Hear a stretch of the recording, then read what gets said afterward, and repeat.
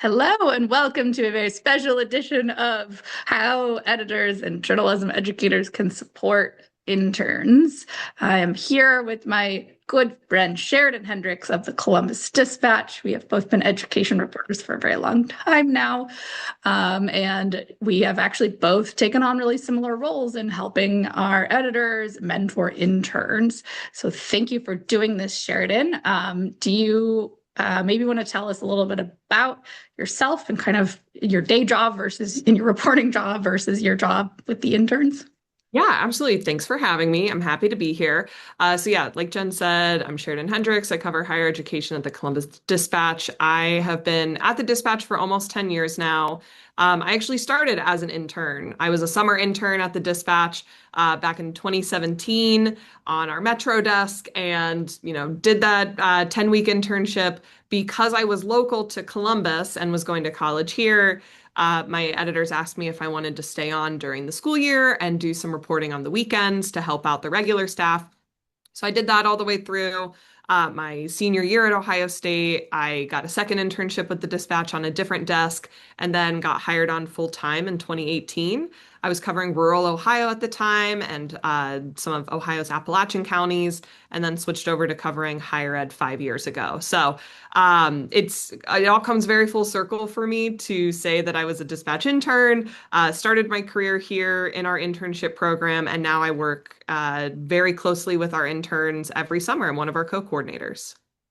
So was that structure in place when you were an intern, or is that something you have helped build? And like, what do you remember from your internship maybe that you kind of used to help you in returning the favor now, helping interns now?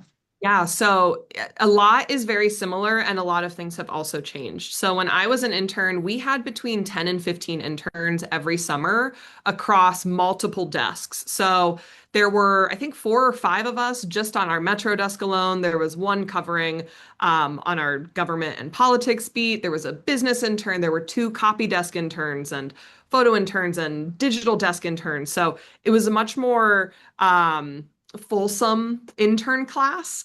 Now we have between 3 to 5 interns every summer that are all kind of general assignments. So we don't specifically have digital interns. We don't have business specific interns anymore. Everyone is general assignment and gets to kind of do a little bit of everything over the summer. So that has definitely changed just as far as like the size of our intern class. But I would say that the structure of how we approach teaching our interns and using our interns over the summer is largely the same. We treat our interns like full-time employees at the Dispatch, which is cool. So, you're not just running and getting coffee for people. You're not just doing research for other reporters, reporting. You are doing stories every week, basically from like your second or third day on the job. As soon as your onboarding is good to go, you are starting as a full-time summer reporter. So that's the one great side of it. The other is that we also recognize that these students are still young reporters and college students. So we usually have a mix of very recent grads and students who are still in school. So we try to also view it as, yes, you are full-time reporters for us over the summer, but we still want to educate you. We still want to recognize that you are very early in your careers and there's lots for you to learn. So we do a couple of hands-on trainings throughout the week that I can get into, but a mix of both. So what are some of the key skills you want your interns to be sure to have before they're done with their internship? Yeah. I would say one of the biggest things that I care about is confidence in your reporting and confidence in your ability to be a reporter. I remember coming in as a, recent high or college junior doing some work for my college paper, but had never had an internship in a newsroom before and feeling so insecure and having so much imposter syndrome of like, oh my gosh, all these people have been Yeah. reporting for years. All of my, fellow interns have had multiple internships at newsrooms before. Like, I am so behind the ball and felt really, worried. Like, am I going to come off as some, wannabe reporter that doesn't know what she's doing? And it only took a few weeks for me to realize, like, okay, I'm here for a reason. Like, I know a little bit about what I'm doing, but I always want our interns at the end of the summer to feel like it was right that I was here. and I earned this internship and I learned a lot while I was here. So I can either go back to my college newsroom for a year or two, or I can go into an early career journalism job feeling confident in knowing how to pitch stories, find sources, interview them, think about multimedia components to their story, not just coming in and going, oh my gosh, how am I ever supposed to, make this work? So I know there's a lot of newsrooms out there that take on interns that sometimes kind of like don't quite know what to do with them or don't quite know how to balance like their own jobs during the day with being a mentor to interns. Like, can you talk about that balance and um maybe how you ended up in this role too? Like, did you volunteer for it? Did they need someone to do it? Like, did you like see that need based on, what your experiences as an intern had been? For sure. So yeah, when I was an intern, one of my former colleagues and dear friends and mentors used to run the program basically by herself. She would plan the whole summer. She was heavily involved in all of the interviews to help pick our intern class. And then she did basically all of the training for us throughout the summer. She got, people to come in and chat with us throughout the summer as well. But for the most part, she was handling it all by herself.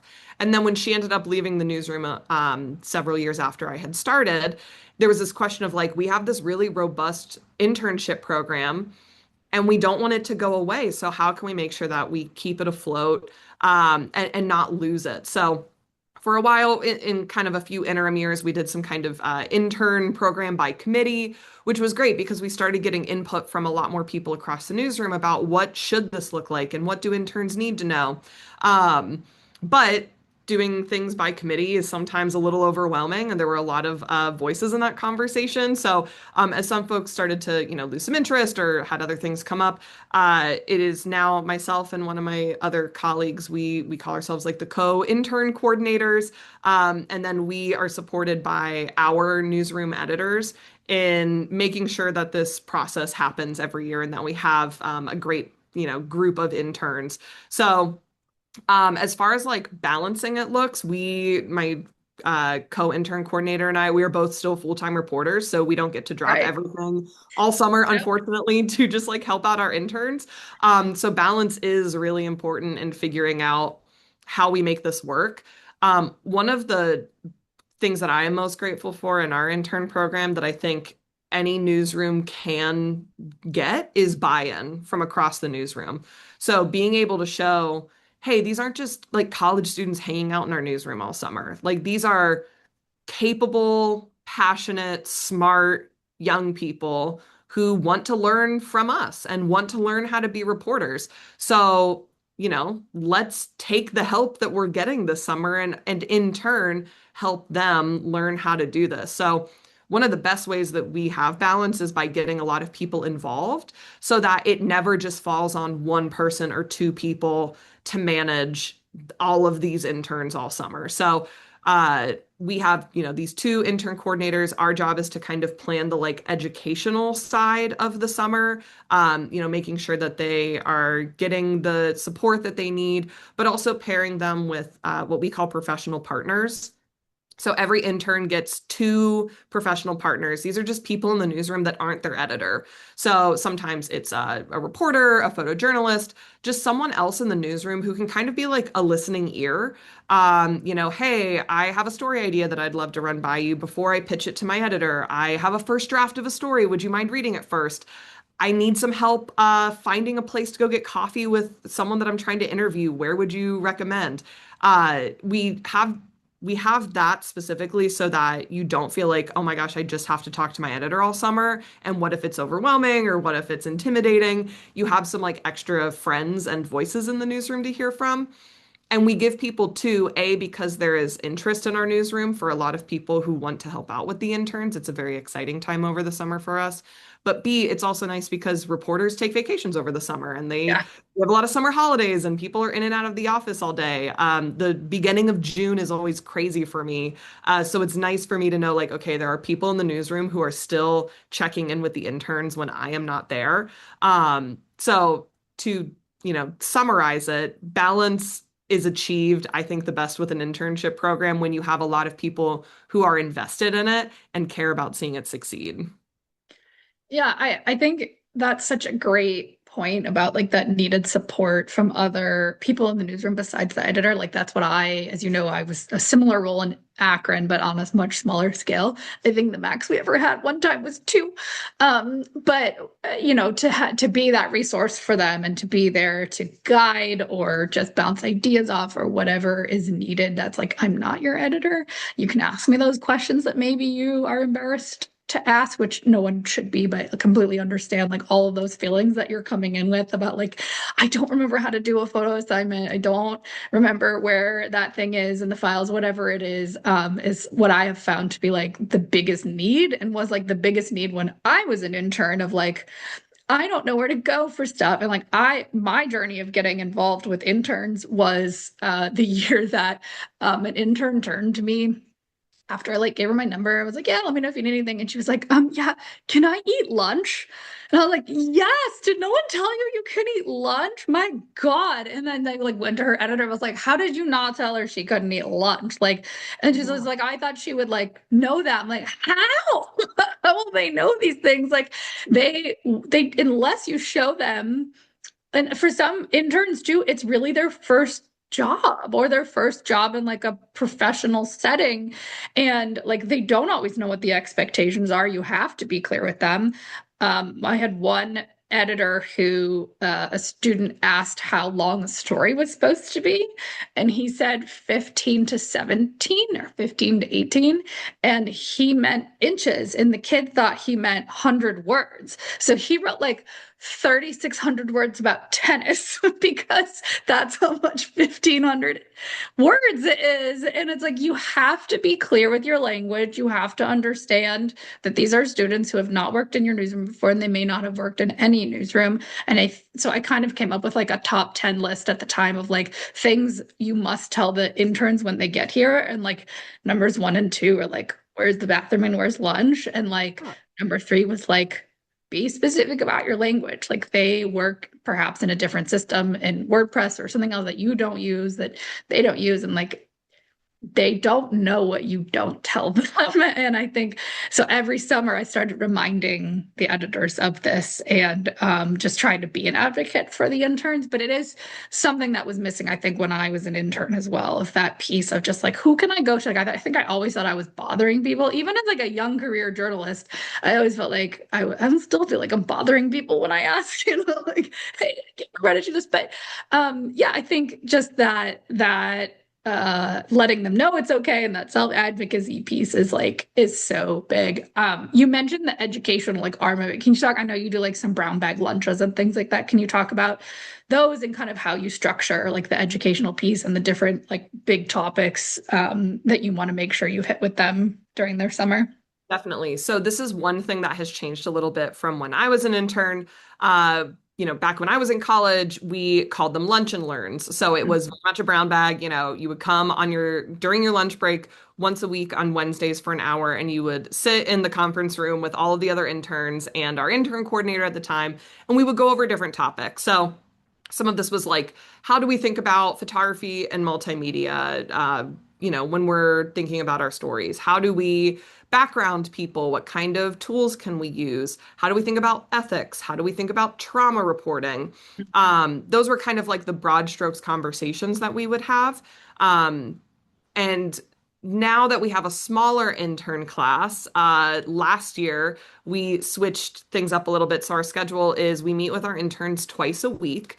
On Mondays, we have what we call coffee chats. So those are more informal, out of the newsroom conversations that we are having with our interns and someone else from our newsroom or our news organization. So last week we met with our State House Bureau folks and talked about political reporting. This upcoming week, we're going to talk about features reporting with our food and dining reporter. The following week, we're going to talk about photography with one of our photojournalists. So these are meant to be more casual, more kind of like ask me anything style conversations. And we want to get them out of the newsroom, so that they just don't feel like I have to be in the newsroom all summer. Stories do not happen here. So we want to There's get no them news in the comfortable. newsroom. No news in Exactly. the newsroom. We want to get them comfortable with Columbus. We always have kind of a mix of like students who go to Ohio colleges but might not necessarily be from Columbus, and then students who go to a college here in Central Ohio but might not necessarily live here the rest of the year. So we like people to get comfortable with Columbus so that they feel like, they can go out and say, "Hey, I'm meeting a source for coffee. Here's where I can take them." Yeah. Um, and those are optional but highly encouraged to attend, as your schedule allows you to. Um, that is because on Thursdays we do snack and learns, which is the iteration of our lunch and learns. So on Thursday afternoons for an hour, we meet in one of our conference rooms and we have kind of how I frame it as like what you didn't learn in journalism school, or some more like in-depth, deeper conversations about specific topics in journalism. And these are mandatory. And the reason that we switched to having two kind of sessions a week is a couple of years ago, when our intern class got a lot smaller, we would have students starting like kind of all throughout the months of May and June. Yeah. So, and which is nice, it's flexible for our interns, but over the course of 10 weeks, that means that they might only overlap for like 4 weeks with each Right. other. Yeah. You got three. You got this going on. Yeah. Yeah, so my co-coordinator and I were kind of looking at each other like, how do we cram everything in that we would want our interns to know about over the course of the summer?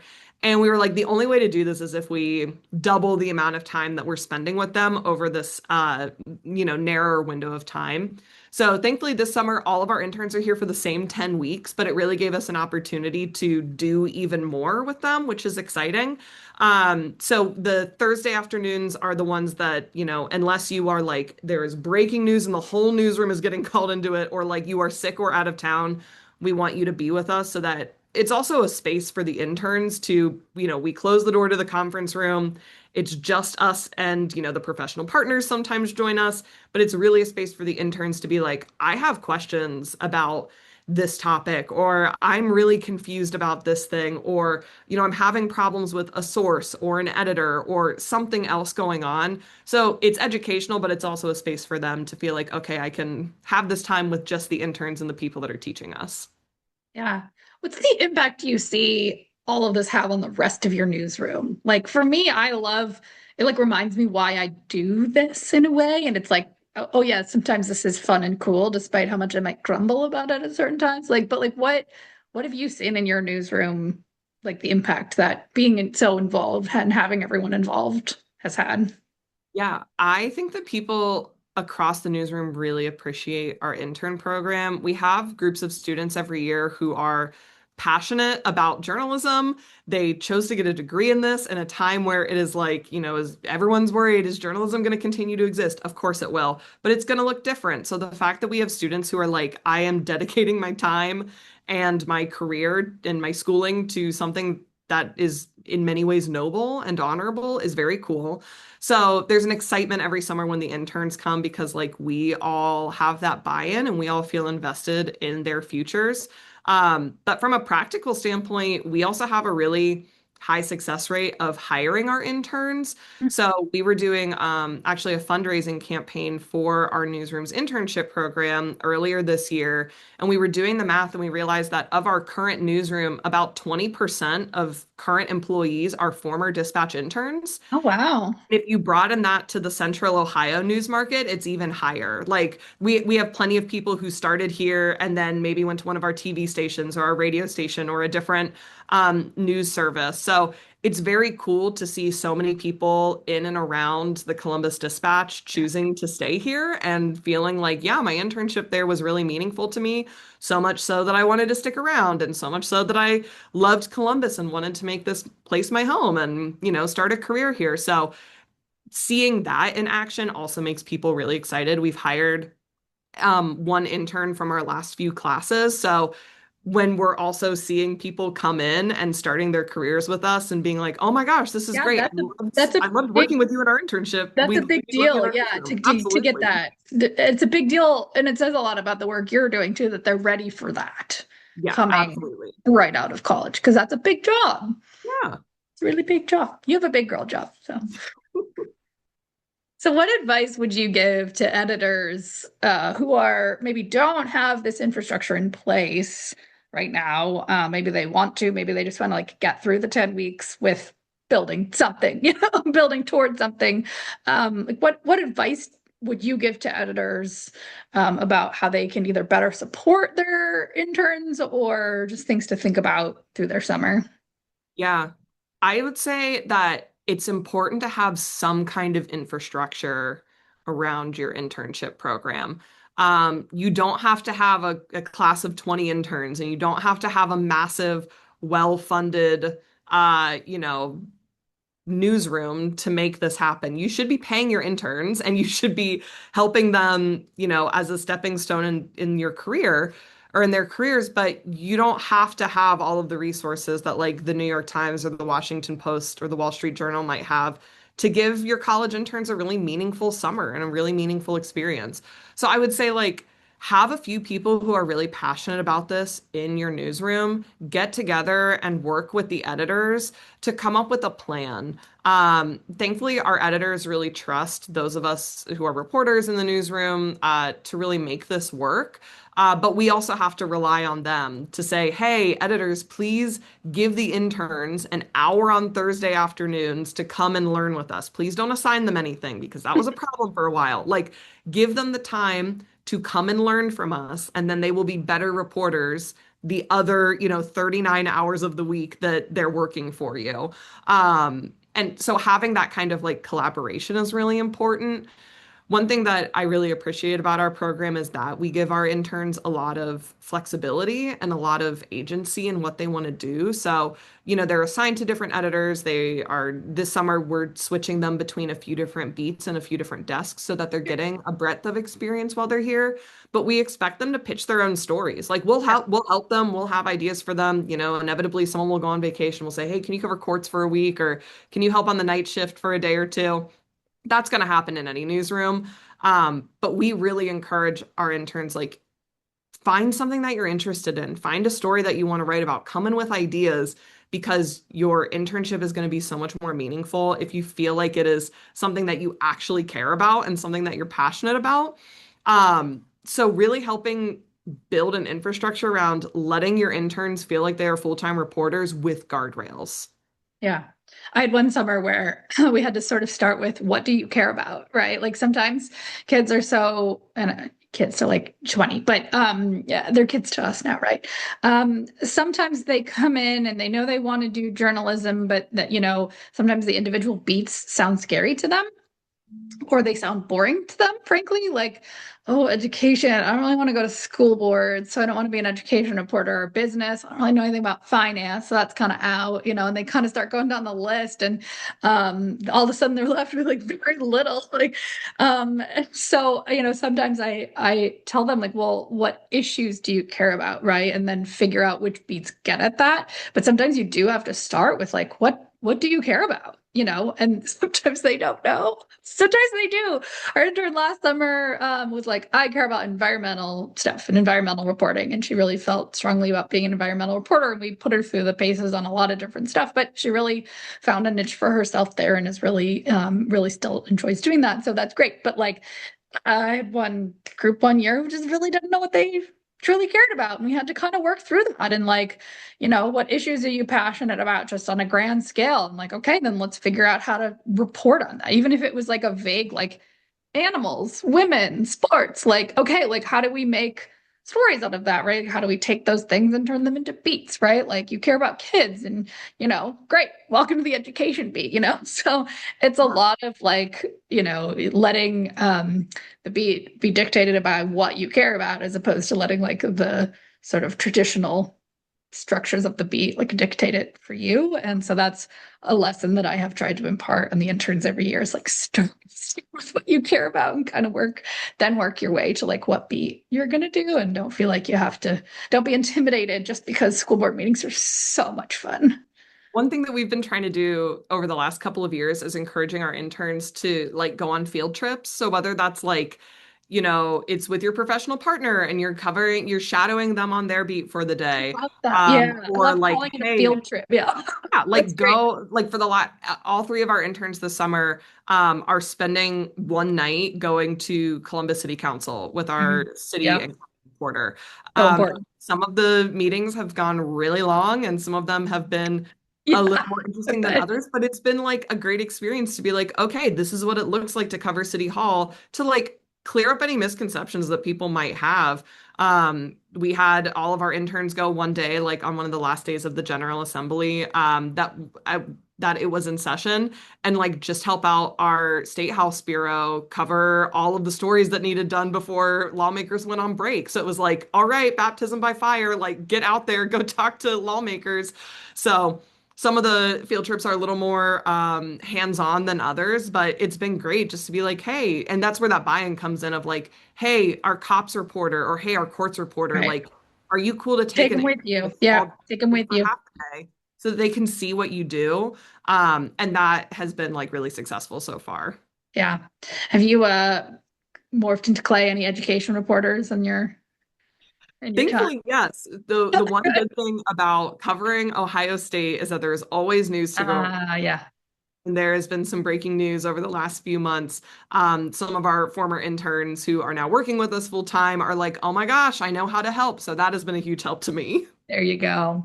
Well, thank you so much, Sheridan. I think you have one of the most robust programs, especially for a paper of your size. I think that in so many places, it just doesn't exist anymore quite to this level. But I think there's so many pieces of it that can be pulled out very easily and made very digestible. Like just do one lunch and learn about ethics one day. Do one lunch and learn about like how to write a great lead. Like it's really good, I think, for them to hear these things from professionals who are currently working in newsrooms, which may be the case. They may get that at college, but sometimes they don't. And so I think that's such a great ad for your students, and I'm very excited for them so that they get to work with you. So thank you for doing this. Any last pearls of wisdom we need to know?